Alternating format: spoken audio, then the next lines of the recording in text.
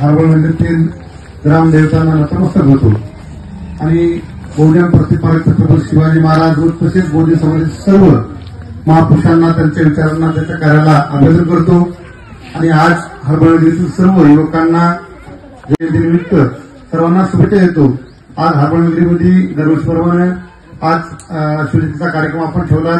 आपण आम्हाला प्रमुख पाहुणे बोलत त्याबद्दल आपले गावकऱ्यांचे देखील आम्ही आभारी आहोत। आपल्या गावामध्ये किंवा आपल्या परिसरात छत्रपती शिवरायांचे विचार व महापुरुषांचे विचार घराघरात प्रत्येकाच्या मनामध्ये रुजवण्यासाठी पाहिजे। आपल्या गावात आज कार्यक्रम असल्यामुळे आज त्याची संख्या जरी कमी असली ती आयत्तिक संख्या काही कमी नाही, कारण का सर्व युवक वर्ग आहे। युवक वर्गाने आपल्या हरवळलेल्या या सरकारमध्ये सर्व महापुरुषांचे विचार येणाऱ्या पिढीच्या मनामनात रुजवावे। छत्रपती शिवरायांचं कार्य हे आपण प्रत्येकाच्या घराघरात पोहोचवतो। तरी आपण छत्रपती शिवाजी महाराज जयंती का साजरी करतो तर त्याचं कार्य कसं होतं, कारण का आज आपल्याला माहिती आहे की आपल्या पंचमाची तारीख माहित नाही, जन्मतारीख काही काहीला वडिलांची तारीख माहित नाही, परंतु शिवाजी महाराजांचे कार्य काय आहे कारण का त्यांनी आजारावर काम केलं आहे। त्यांचा वारसा किंवा त्यांचा विचार घेऊन अनेक राज्यामध्ये सत्ता येतात, सत्ता जातात, परंतु छत्रपती शिवाजी महाराजांच्या नावाने अलीकडल्या काळामध्ये अनेक पक्ष शिवाजी महाराजांची जिथे बदनामी होते तिथे नोकरीचं शेपटा घालून बसतात। त्यासाठी आपण सर्वांनी चाणक्य राहायला पाहिजे। आपला मराठा समाजाचा शेतकरी कर्जमाफीचा विषय आहे, मराठा आरक्षणाचा विषय आहे, तर प्रत्येक विषयासाठी आपण युवक वर्गांनी जास्तीत जास्त कुठेही आंदोलन असेल किंवा कुठं मनोगत किंवा कुठं भाषण असेल आपण गेलं पाहिजे।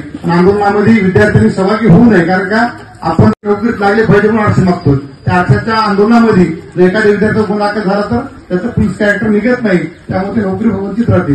त्यामुळे आपण आंदोलन करत असताना आपल्या गावातील कॉलेजला कोणी आहे का, कोणी एमपीसी तयारी करते का, त्याला आपल्या आंदोलनामध्ये सहभागी होऊ नये। त्याच्यानंतर त्याच्या वडिलाला किंवा त्याच्या नातेवाईकाला आपण आंदोलनामध्ये सहभागी करून घ्यावं, कारण जे खऱ्या अर्थानं आपल्याला शासकीय सेवेत आपले घराघरात एक नेता आहे। त्यामुळे राजकारणात नको आपलं, पण शैक्षणिक आणि नोकरीसाठी आपण युवकांना सज्ज करावं। आपल्या गावातील बरेचसे लोक सुशिक्षित आहेत, आपल्या गावातून जास्तीत जास्त लोक छत्रपती शिवाजी महाराजांच्या जयंतीनिमित्त कसे अधिकारी होतील, कसे तलाठी तहसीलदार नायब तहसीलदार होतील किंवा आपल्या गावातील प्रत्येक युवक कसा निर्व्यसन राहील यावर अशी अपेक्षा बाळगतो। पुढच्या वर्षी पुन्हा येऊ, पुन्हा आपण शुभेच्छा देतो। थांबतो, जय जाऊ, जय शिवराय।